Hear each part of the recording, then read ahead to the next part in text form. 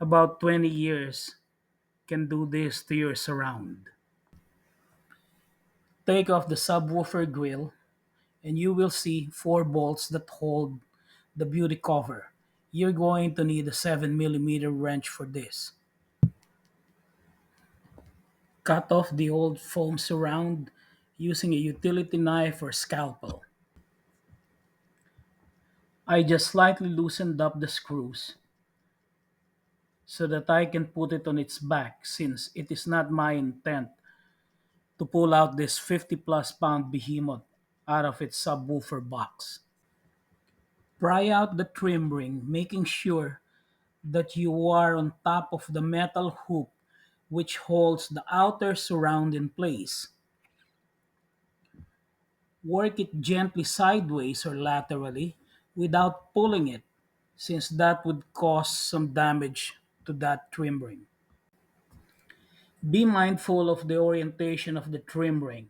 There is a correct upper and lower part.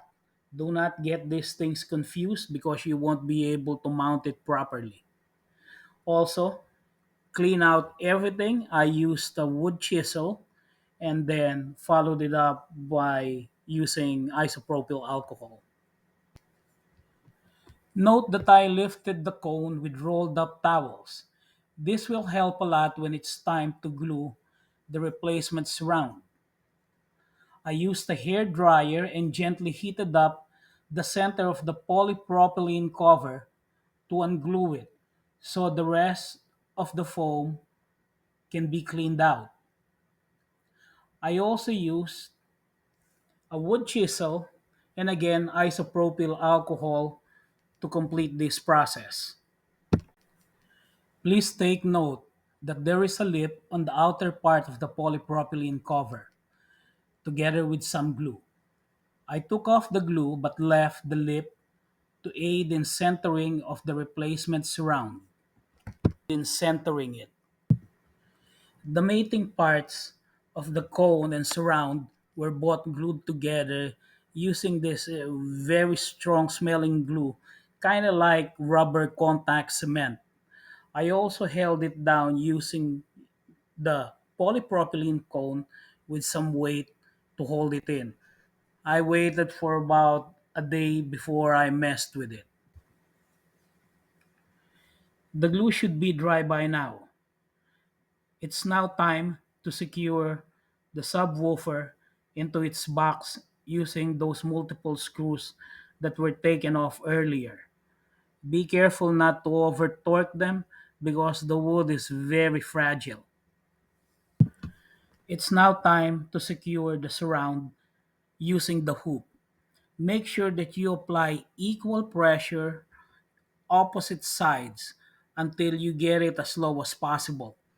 I had to use a punch and a small hammer to get it all the way down because seems to me that the replacement part is just a little bit thicker than what used to be there. You also have to remember it's been about 20 years, so I'm sure that there's going to be some changes on the old foam surround. The toughest part of this project was reinstalling that trim ring that secures that hoop into the surround. Now, what I did was gently tapping the upper part going sideways using a hammer and the rubber part of an old screwdriver so that it doesn't mar or damage anything. Good luck with this. Now that the trim ring has been attached, it's time to glue the polypropylene cover. You glue that to the center cone and also the outer part of the central area of the replacement foam that you got.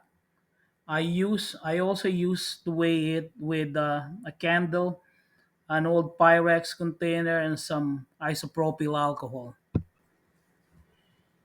Reattach the beauty cover using those four bolts that also go into the subwoofer cover, and you should be done.